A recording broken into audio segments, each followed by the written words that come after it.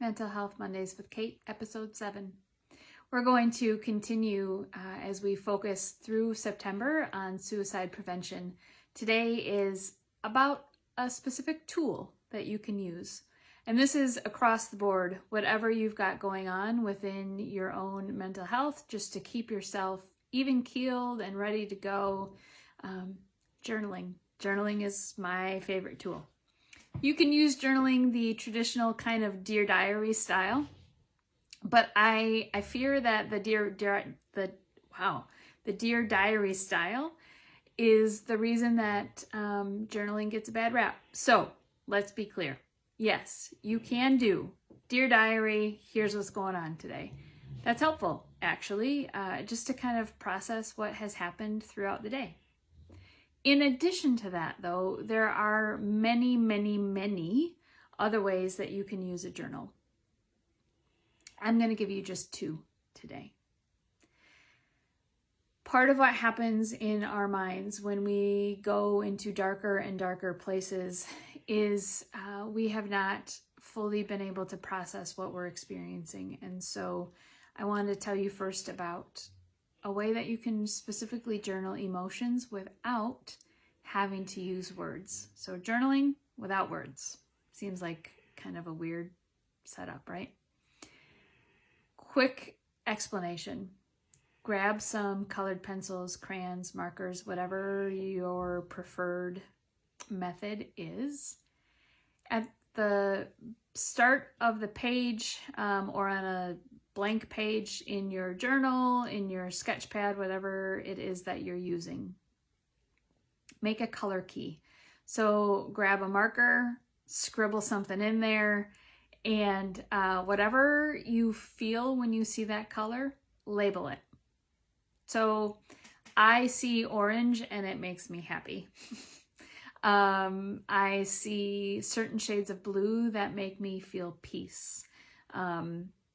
Gray is a good one for me for confusion. So what do you feel when you see certain colors? Make that color key for yourself on a first empty page. Then, as you go, whenever you have a day that you know that your body is full of emotions and you don't know what words to put to them, you sit down with a new piece of paper, a new page in your journal, whatever it is you're using. You go back to that color key and you start to just color.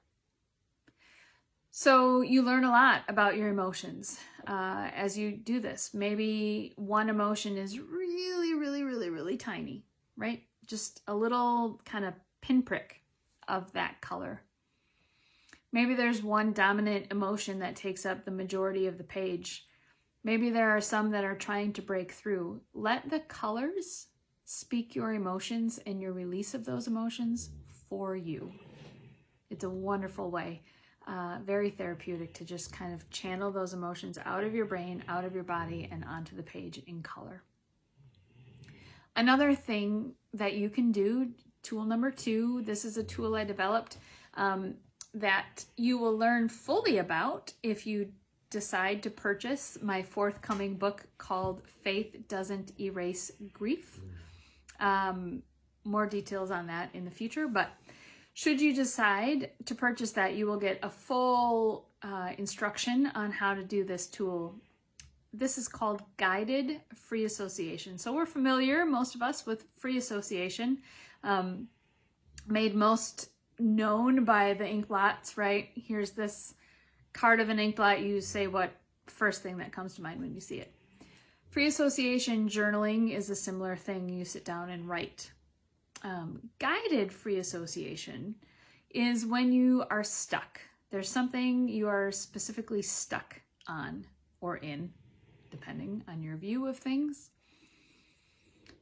Write that word at the top of the page. Focus on it. Try and clear everything else out, including the snoring of the dog that you can probably hear in the background. Focus on that word. And then, after about 15-30 seconds, start writing. Don't worry about what you're writing, how you're writing, what it looks like. Don't worry about the words that you use. Try really hard not to edit yourself. Fellow authors, I know that that is a challenge, to say the least. Try to just let yourself go. Guided free association.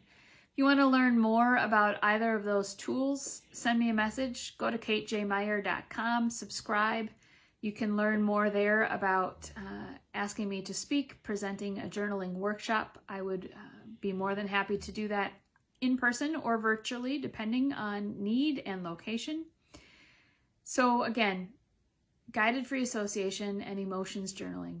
Two great tools to keep you in a healthy place and to get you from darkness into light.